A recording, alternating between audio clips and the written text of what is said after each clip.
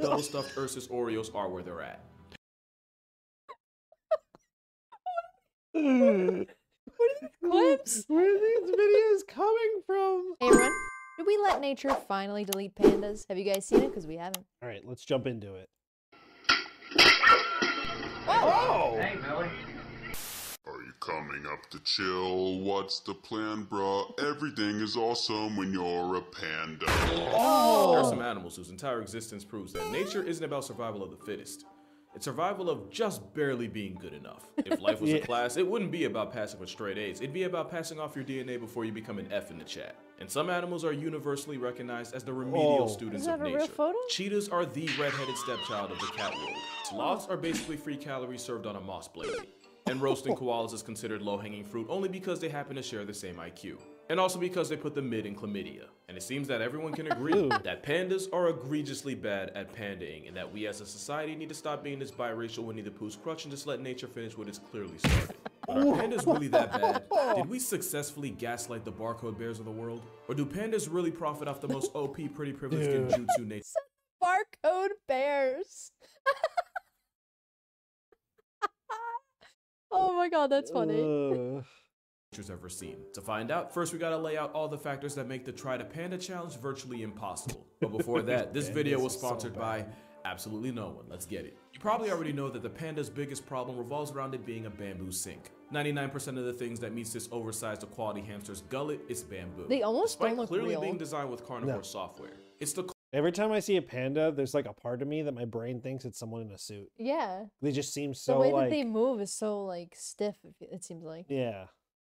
koala problem of building your entire meal plan around something that gives you very little back, which is why pandas can spend up to 16 hours a day eating something they can only digest 17% of. The very definition of injustice is that when you Google sloth bear, this monochromatic try-hard vegan doesn't show up, since their diet of scarfing bamboo often leaves them with very little energy for anything else. So to accommodate this self-imposed energy budget, pandas developed relatively smaller sized organs, including, you guessed it, their brains, and something else, but we'll get to that. But yeah, being a bimbo for bamboo might have literally nerfed their intelligence in the process. And some of you may have asked yourselves why the breathing bamboo purses don't just hibernate, since hibernation is basically power save mode for animals, and if anyone needs to save energy, it's pandas. Well, one, bears technically aren't even true hibernators. But two, even if they were, eating like the vegan teacher's lapdog means pandas are physically incapable of putting on the fat reserves required to hibernate for months at a time without also getting perma-slept to starvation. But honestly, the problems with their diet have low-key been overblown. Yo, see what I mean? Like, sometimes pandas, they just look weird. Looks like a child. It's so bizarre. Like, its head does not match the size of its body. Oh. If being a bamboo junkie was their only issue, they wouldn't be as chronically down bad. At their core, animals have two main goals: food, and another F word my mom doesn't like me to say. We see how they handle their meal prep, but it's their love life that really screws pandas over. Pandas are absurdly bad at making more pandas. Off rip, their window to reproduce isn't even really a window, it's more like a hairline crack in the windshield. Female pandas ovulate 1 to 3 days out of the entire year. That's only 24 to 72 hours are open for business out of a possible 8,760. And since being bent on bamboo means they eat, sleep, and socialize like a stereotypical Reddit user, finding a possible partner is often equally as difficult for them. Even if he does manage to track a female down, he still has a high risk of fumbling the opportunity because males are apparently illiterate at reading signs. Male pandas often struggle to interpret the signs that a female actually wants to mate. Word. And when you only have hours on the clock, mistakes like that. Dude, are you serious? What's that tail doing? I'm assuming that's a female panda like, yo, let's get it on. And this panda like, yeah, but this grass is too good though. My ass is in your face. It's like, dude. It's like those like memes where like the girl's like, I'm ready, and the guy's like, yo, one more level though. Yeah. That ensured that the only thing getting screwed is the future of your progeny. And even if the female's 100% with it, it's still not a for sure thing. Partly because male pandas struggle like, hello, I'm waiting. Through the process of procreation in a way that is almost impressive, but also partly due to the panda's reportedly disproportionately tiny penis. Which is why pandacoitus is a lot like trying to get a 1/4-inch USB into a port blind, while also wearing a 200-pound fat suit. Oh, and try without using thumbs. Nature did this obese oppression raccoon 0 favors. Their mating habits are a big reason why the double stuffed Ursus Oreos are where they're at. What are these clips? Where are these videos coming from? Pandas in breeding programs in captivity often show so little interest in their literal only job that researchers have resorted to showing them videos of pandas mating. Are you Apart from pulling serious? videos from Panda Panda Hub, researchers porn? have also resorted to giving them actual Viagra. Although you'd need a magnifying No. glass to see if it's working, because again, the P in panda does not stand for packing. Dude. And even though most pandas rely on the grace of God as a wingman, somehow the jihad of life doesn't end once they add new names to the roster. Pandas are some of the worst parents on the planet. You've probably heard that if a panda has twins, one of them is a guaranteed loss, since the mother panda will abandon half her litter and leave that one twin to die. Which is even worse when you consider that grizzly bears will allegedly disown their cubs, but they only do it when there's one, since they'd rather start over with 2 to 4 cubs than put all their hopes and stock in one. The chosen panda cub doesn't get off scot-free either, since the yin-yang colored chonk bears of China have the highest mother-to-baby size ratio of any mammal. To put it in perspective, humans are typically 20 times bigger than their babies. Mother African elephants are typically 45 times heavier. A mama panda is approximately 900 times Oh my god. Wait, is he gonna say 900 tons? 900 times bigger. Oh. the size of her newborn baby. And since they don't have pouches like marsupials, that puts the panda at a legitimate risk of being turned into a chalk outline by its own oblivious mother. Just that's another way sad. nature set this glorified cow gerbil up for failure. And it's not even like domestication is an option. A good reason is cause, despite what the black and white beta bamboo might tell you, it's still a bear, and a bear is a bear is a bear. And the black sheep of the bear brotherhood is still liable to absolutely fold any human. Jeez. Especially since the one plus of constantly crushing bamboo is a bite force comparable to big cats like lions. In case you thought this plus-size Oreo was sweet, one man nearly lost his whole leg after a giant panda wandered onto his land and crushed his leg like celery.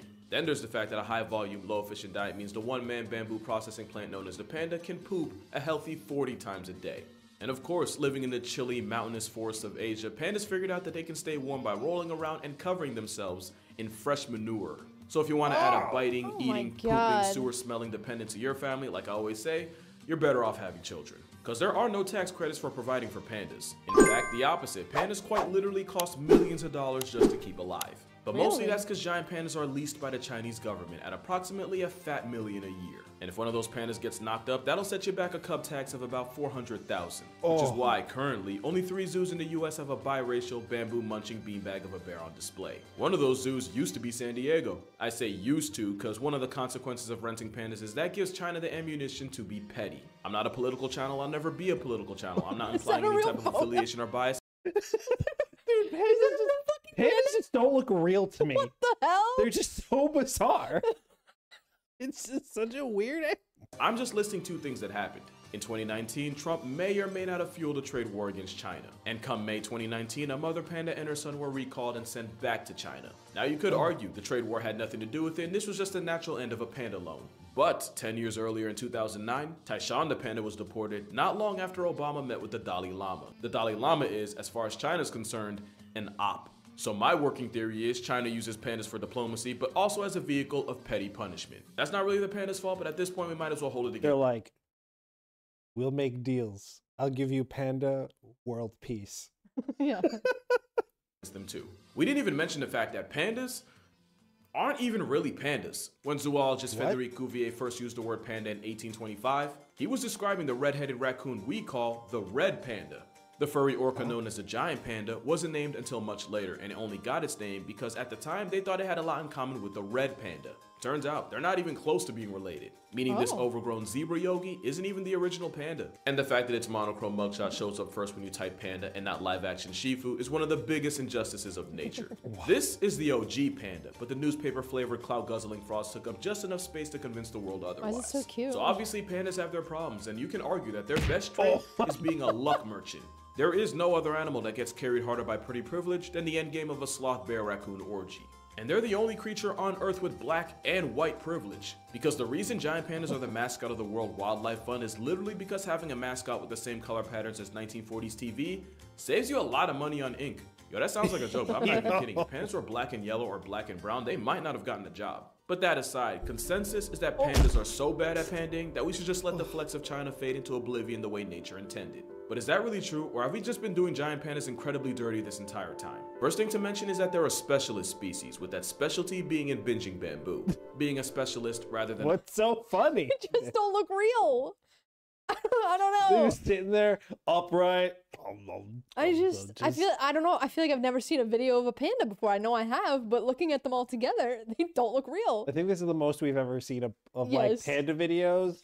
And they're fucking funny ever. looking, man. Dude. Oh my god. And a generalist means you can typically tap into a niche nobody else can. But that means they can adapt to changes in their environment. And that also means that they're only a couple things going wrong away from getting evicted from reality. Having a very particular set of skills might be great if you're Liam Neeson, but it can severely handicap you as a species. And the funny thing is, for all the crap pandas get, the biggest and arguably most intimidating land predator on the planet is a specialist. Polar bears depend almost entirely on sea ice to hunt, and if that goes away, then it's bye-bye ice bear. But for some reason, we don't on the polar bear nearly as much for being dependent on ice as we lampoon pandas for their life choices. Especially since it's habitat destruction and fragmentation that really had giant pandas down bad. You see, it's believed the panda bear once had more variety in his diet and was more omnivorous. But likely because there was just so much bamboo everywhere and virtually zero competition for it, eventually they shifted into primarily eating bamboo. It also turns out that the bamboo they eat is high in protein but low in carbs.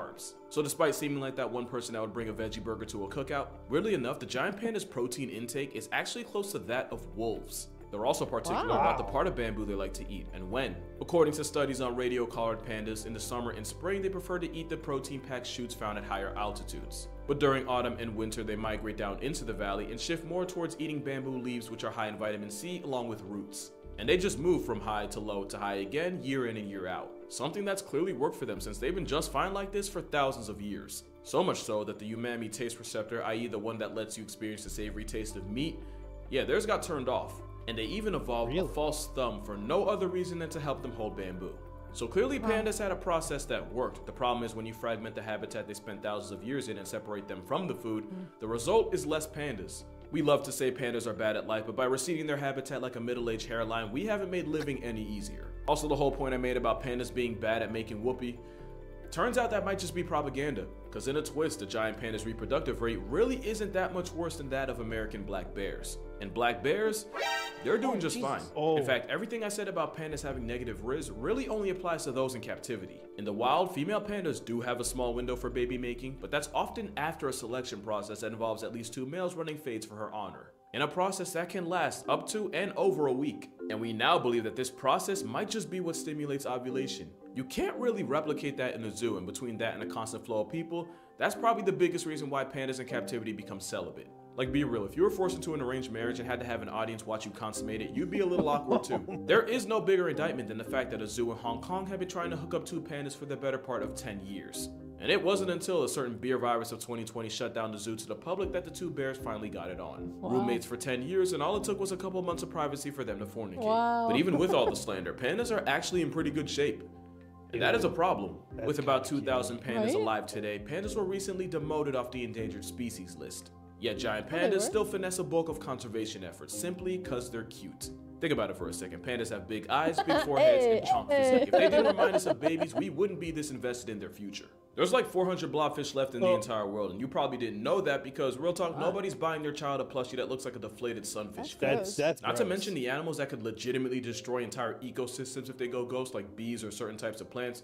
They become an afterthought because, yeah, pretty gets priority. It's like that one gym teacher that ignores actually struggling students to help the attractive girls in class that don't need or ask for it. That's right.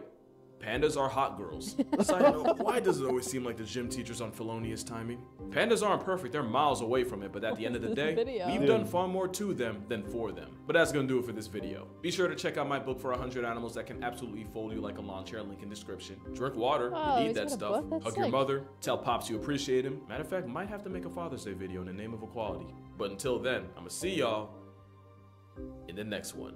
Now for y'all that watched till the end, here's some panda ASMR. Oh boy. Oh, please.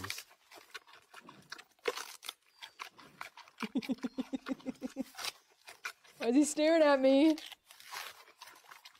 Look at how precise they are.